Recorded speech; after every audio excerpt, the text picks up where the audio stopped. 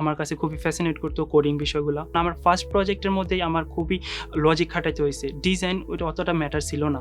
যদি আমার লজিকটা অতটা ভালো না হইতো, আমি যদি ডিজাইন নিয়ে পড়ে থাকতাম তাহলে হয়তো আমি ওই কাজটা করতে পারতাম না এবং কাজটা পাওয়ার পরেও আমার হাতছাড়া হয়ে যেত। আসসালামু আলাইকুম।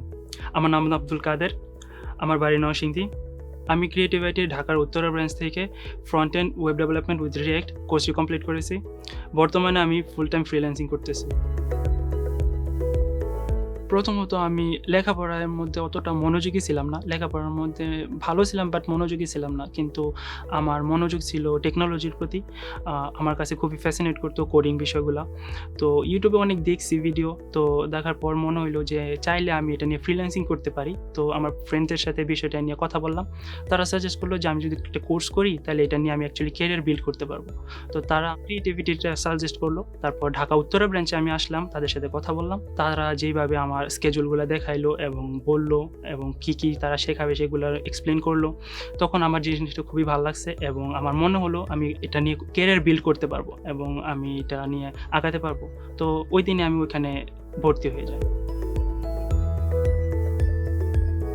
যখন আমি ওখানে প্রথম যাই তো কয়েক জায়গায় দেখার পর যখন ক্রিয়েটিভিতে আসলাম, তাদের পরিবেশটা প্রথমত আমার খুবই ভালো লাগছে।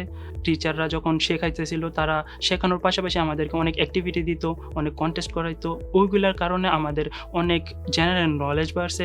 আমরা যখনই স্যারকে কল দিতাম বা বলতাম, স্যার যেভাবে সম্ভব হেল্প করতো। যদি আমরা ইনস্টিটিউটে আসতে পারতাম, স্যারে বসে আমাদের প্রবলেম সলভ করে দিত এবং যদি আমরা বাসা থেকে স্যারকে মেসেজ দিতাম, স্যার ওইটা নিয়ে ভিডিও কলে আমাদেরকে স্ক্রিন শেয়ার করে দেখাইতাম, স্যার ওইটারে সলভ করে দিত। সবকিছু মিলে তাদের শেখানোর ধরনের কারণেই হয়তো আমি এতটা কনফিডেন্স পাইতেছি যে বর্তমানে আমি ফুল টাইম ফ্রিল্যান্সিং করতে পারবো। ক্রিয়েটিভিটির কোর্স মডিউল নিয়ে যদি কথা বলি তাহলে আমাদের কোর্সের মধ্যে যেগুলো ছিল ওগুলোর মধ্যে অনেক কিছু ছিল খুবই বেসিক। HTML, CSS, জাভাস্ক্রিপ্টের খুবই বেসিক কিছু আমাদেরকে অনেক দিনই করানো হয়েছে। বাট ওইগুলো দিয়ে যে প্রজেক্টগুলো করাইছে আমাদেরকে, পরে দেখা গেল যে ওইগুলোই বেশিরভাগ ইউজ হয় এবং ওইটা যেহেতু আমাদের খুবই মাস্টার লেভেলের শুরুর দিকে করাই নিছে, এখন আমরা লজিকের দিকে ফোকাস দিতে পারতেছি। কারণ ডিজাইন অতটা ফ্যাক্টর না, যখন কিনা রিয়েল লাইফ প্রজেক্ট করতে যাই তখন আমাদেরকে লজিক খাটাইতে হয়। যেমন আমার ফার্স্ট প্রজেক্টের মধ্যেই আমার খুবই লজিক খাটাইতে হয়েছে। ডিজাইন ওইটা অতটা ম্যাটার ছিল না। যদি আমার লজিকটা অতটা ভালো না হইতো, আমি যদি ডিজাইন নিয়ে পড়ে থাকতাম তাহলে হয়তো আমি ওই কাজটা করতে পারতাম না এবং কাজটা পাওয়ার পরেও আমার হাতছাড়া হয়ে যেত। যদি কেউ এটা নিয়ে ক্যারিয়ার বিল্ড করতে চায়, তার বেসিকটা স্ট্রং হতে হবে, তাহলে সে লজিক খাটাতে পারবে এবং এটা নিয়ে আগায় যেতে পারবে। আমাদের ক্লাসের মধ্যে আমাদেরকে মার্কেট প্লেস সম্পর্কে বোঝানো হয়েছে। ফাইবার, আপওয়ার্ক, freelancing.com এগুলাও দেখানো হয়েছে। তবে আমি কাজটা সর্বপ্রথম পাই লোকাল মার্কেট থেকে। ওইখানে ক্লায়েন্ট যে ছিল উনি একটা অ্যাপ বানাইতে চাইতেছিল। তো উনাকে বোঝাইলাম যে যদি অ্যাপ বানানো হয় সেটা অ্যান্ড্রয়েডে রান করবে, আইফোনে করবে না। আইফোনে করলে অ্যান্ড্রয়েডে করবে না। যদি দুইটাতে করে তাহলে ওইটা ডেস্কটপে করবে না। তো ওনাকে ৩টা বানাইতে হইব।